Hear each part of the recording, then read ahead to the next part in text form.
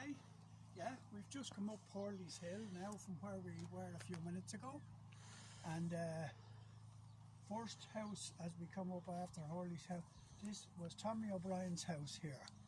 Tommy O'Brien lived in this. This is, again, those people lived in it before his time, McAnally's I think, but my memory is that Tommy was in here and he worked full time for the parish priest in Lusk, further down the road that we'll be passing afterwards.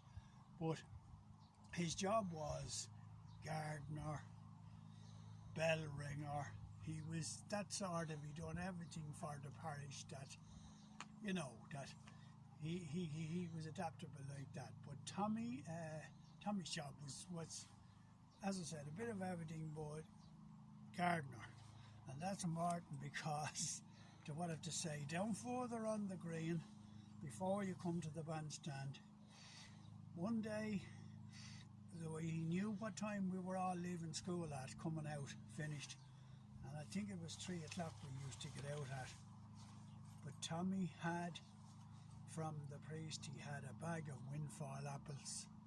And he poured them out, I'll go to the right to the spot down further, where he spilled them all out in the green, and it was a free-for-all for who got the apples, you know, who. So I was fairly big for my age, so there was a bit of throwing lads around and one thing and another, not bullying, but just to get as many apples as we could. And that was fun. That was memorable because there was a few lads that weren't so strong and they didn't get too many apples, so there was a bit of aggro over that. But that was Tommy that lived here in this lovely little house. Well, it's not little at all, it's big. You know, who was in this end, I don't know, but Tommy, we were walking this way, John, yeah, it's still lovely. It's definitely thatched houses too. Should I have my backside to the side or what, John, do you? Yeah, lovely roses there outside. They're rambling roses, I'd say, yeah, they're called. Anyhow, John, we're coming down now, down to Sean McGuigan. John McGuigan lived here. Frank Rogan, his uncle, I think it was, lived here before him.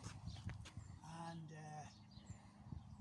Sean, anyhow, my memory again is Sean and his mother lived here. Sean, he's dead a good way now, but he lived here, and then his ma died and he lived here on his own. He never got married, rather. He liked the girls, I think, but it never went any further than that. But Sean, used to, he done one thing that was funny at the time. The hair, was beginning to go grey, and he used to play football. He was very interested in playing football. He wasn't a bad footballer, but he dyed the hair, the football match was on a Sunday, and he dyed the hair.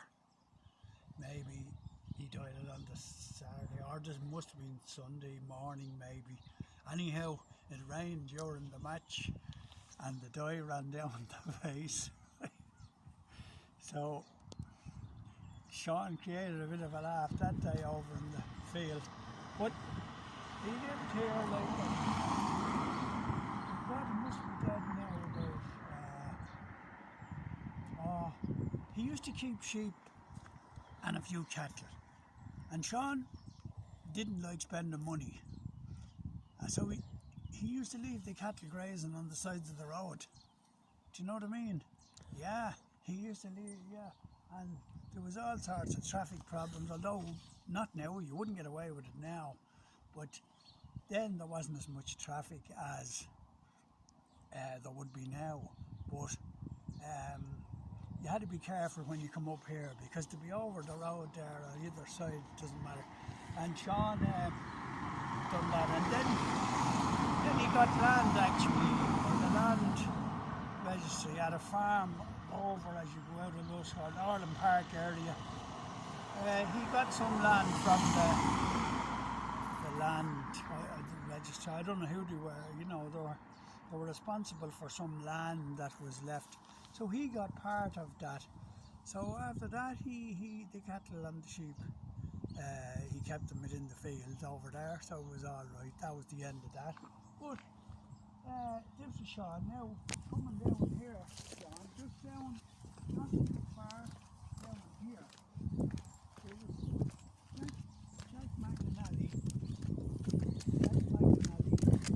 and they lived over here in a house that's long gone now, right over here, and so Jamie McAnally, his son, he lives in a house at the back of the church, and married to Mary Hogan. He is about 94 or 5 now, but at that time my ma used to send me up for a penny's worth. Do you remember the pennies, the old pennies, big? Well, it took 12 of them to make a shilling, I think. Yeah. So I used to go up for a penny's worth of buttermilk to make the bread that Ma used to make. But it had to be the buttermilk from here, from that little house that's gone. But there was a yard there as well, a yard, and we used to keep pigs and that within there. But great people, and yeah, I was up here regularly for the buttermilk because she was making bread all the time. Now here, John, see where that lawn is there? See that lawn?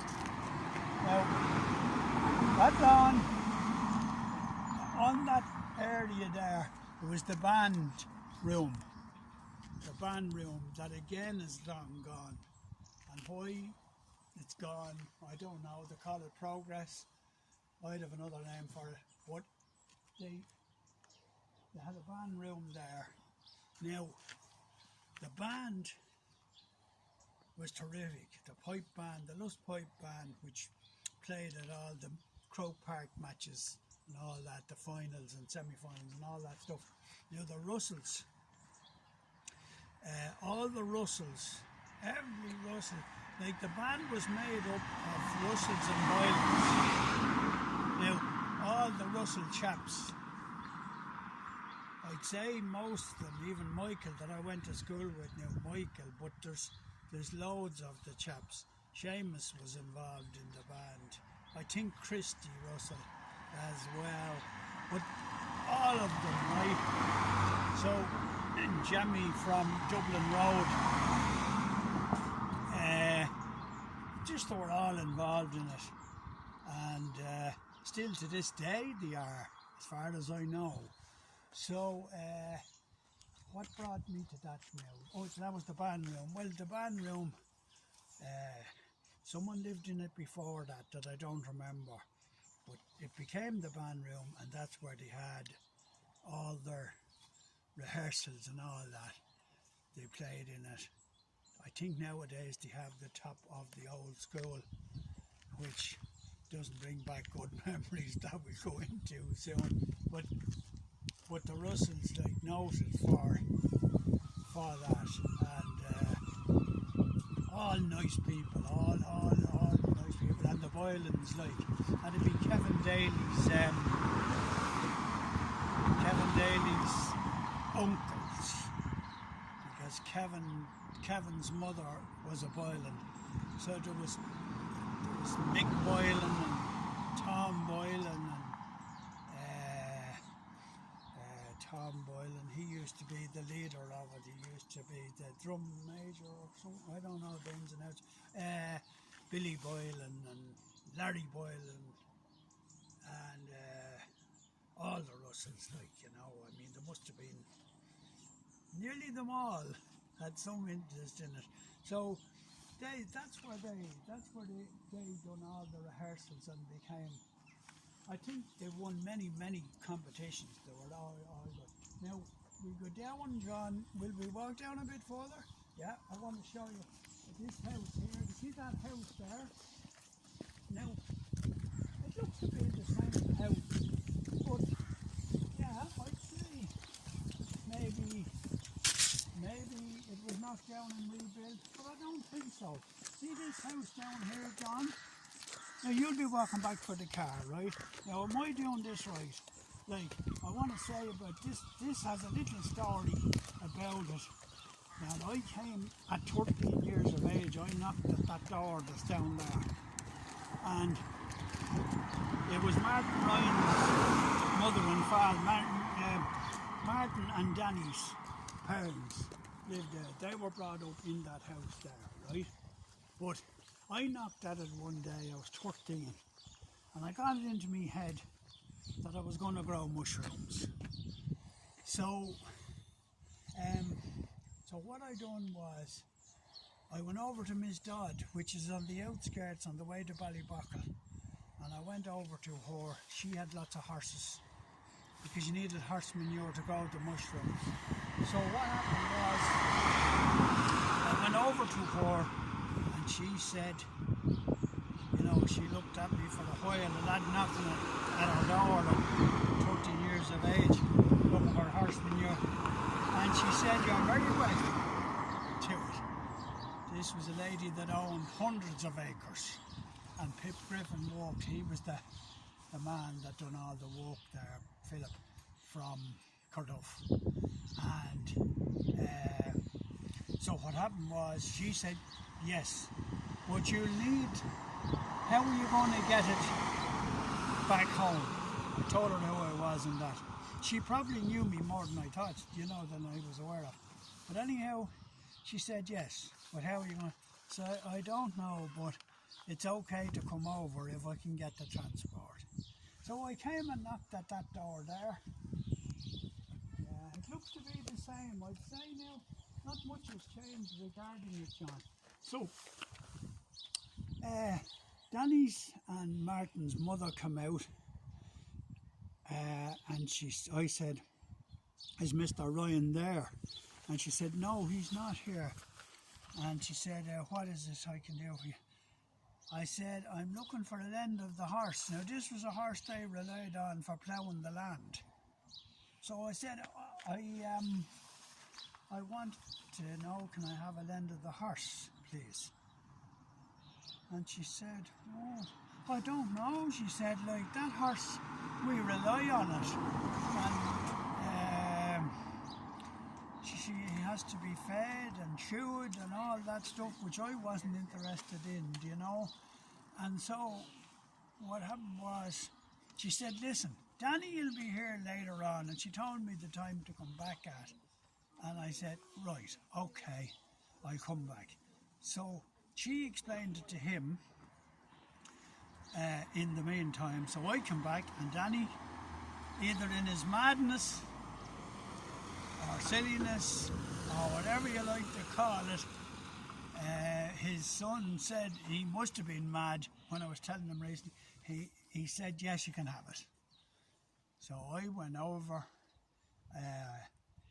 to Miss Dodd's with the horse, which is miles from here. I mean, it's off the main Dublin-Belfast road, about 2 miles off the far side of Jerry Buttley's restaurant hotel. So I got the manure, loaded it up, and was coming up Train Hill with it when the horse slipped, right? Hello. The horse slipped, and was no chance of him. I didn't want anything to happen again, so I turned the horse around and I came back down, and I walked the whole way around by Katie Hunt's, around by the square and up on the flat road, because I wouldn't chance him on the hill again.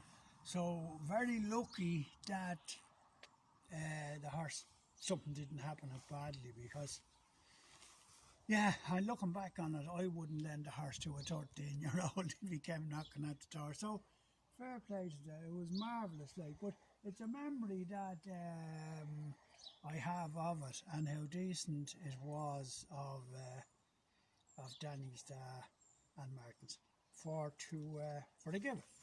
So that's that. Now in here, John, right in here. How are we going? All right. Yeah, in here, there are houses that weren't here there. Cowleys now. So there's Cowleys, right? Cowleys lived here. Hello. How are you? Cowleys lived here. They used to live down on the Skerries Road, which we'll be catching up on sometime, somewhere down the line, so to speak. Not today, Josephine.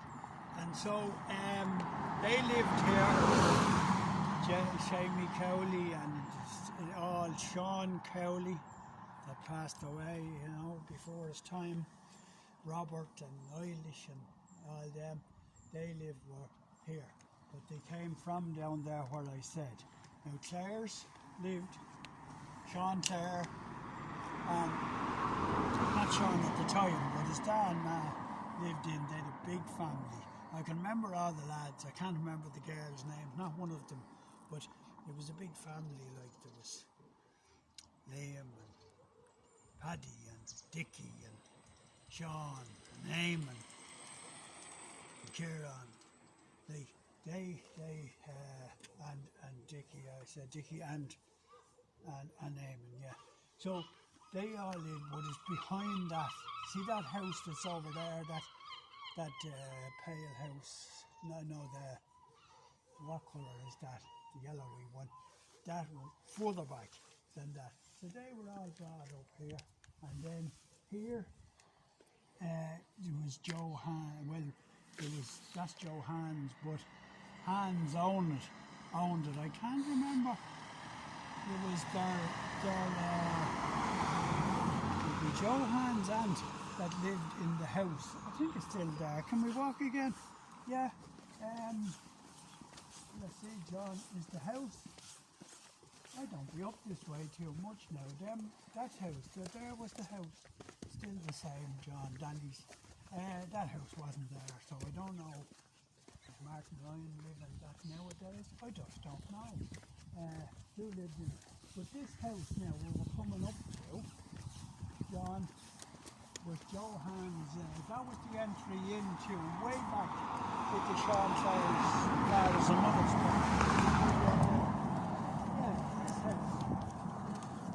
I can't think of her name, you know. I haven't done any rehearsals on it. That Ivy was always around. That Ivy, John, right? That Ivy was there. I mean, I'm talking about 65 years ago. That was still there like it is. That hasn't changed much at all. But it was Joe Hans and that. Now, over here, yeah, we come. That was that. The Hans owned itself the yard. It's still a yard right there. Now, then we come over. That house wasn't there. So, John, we crossed the road here. Now, that's Cruise's house. That's what Paddy was from. That family. But geez, there was a lot of them as well. Oh, there are many Cruises were there. There was all in that. It's not. Well, it looks small. Paddy was a great carpenter, their father. So there was Spade, Mighty Cruise, and Harry Cruise. Harry, the other brother, he died coming out of a picture hall in Skerries at 16. Because I remember I was in England and Ma told me in a letter that Harry, very nice chap, had dropped dead outside the cinema in Skerries. And then there was him and there was Sean and Albert and Joseph and Bernard, not Bernard, Christ, there was a lot of them, and a few girls as well. All nice family. So they were all born in that house. You know, Kevin has a house built at the back of it, and that's it. We won't do the school yet, but right on this corner, John. Now, I'm telling you, I'm walking in. I'd be walking in the door of the shop here, yeah. Say there.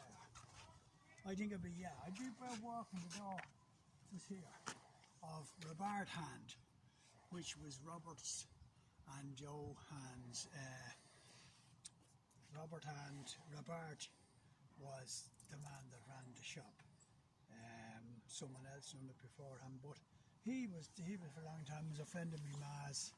They used to, I did a photo somewhere at home, Tony has it to think of, a gang of them, and so in the future somewhere, but this was where the shop, this was a sweet shop, no, it was everything, it sold all groceries of all types, and Robert was a very nice man. He then, I don't know what happened in the finish, but I think he got unwell or he just gave it up. I don't know what happened with then. But this was right here, standing here, was where it was. That house has always been in there, very secluded, I never knew much about who had it. But as it is now, it was totally always, everything was always, you know, behind closed doors. That I don't know who, Hurley's had it, I think. I'm not sure. But anyhow, that was that, John. And there's the school over here now. Now, that was where it all happened, or didn't happen. We had teachers that should have been in jail for the abuse, I mean physical abuse in teaching, and they wouldn't get away with it nowadays. What took place, and their instrument for hitting you was like a snooker cue, cut a bit shorter, that'd you'd make it all the easier for the hurt you with. And so there was the schoolyard at the front and at both ends, but particularly the far end. But it's what happened within the doors of that school. Yeah, they wouldn't get away with it. They'd be locked up nowadays for it. But Dunn was his name. Now that name will crop up very soon again. Dunn's teachers, but like, you know, they were so cruel, and that people wouldn't realise that they were sent down. This is Hans Lane here, and the less you knew, the more times you were sent down the lane. So the dunces, we called them, the chaps that didn't know very much, they were all sent down to get firelights for the fire to keep the place warm. Which are they're the very people that needed more attention, and nowadays would get it. They needed special attention regarding like reading and writing and all that stuff. But no, they were sent down the lane, and when they didn't know things, they were beaten. You'd hold out your hand and like you get the best of his strength hitting you with this thing and with this cue. So they were even talking about them now, kind of upsetting, because luckily enough I wasn't the best pupil, but I was reasonable, let's say, so I didn't get as bad a beatings. Michael Russell was the best in the class. I was always second best. I think to Michael that he'd always have the hand up first, so he didn't get many of these beatings, Michael, and I didn't so much either, but there was a few instances along the way. But there was lots of chaps like that, most of the others. And if you were a child, a nurse child you used to call them then, which there was a couple of them, and he had an abhorrence of them. He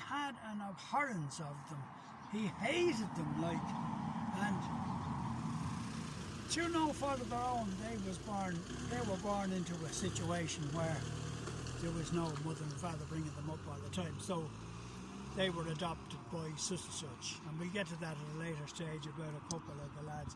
But I mean, they were absolutely, how they even went to school, you'd be better off like running away, but they'd nowhere to run, I suppose.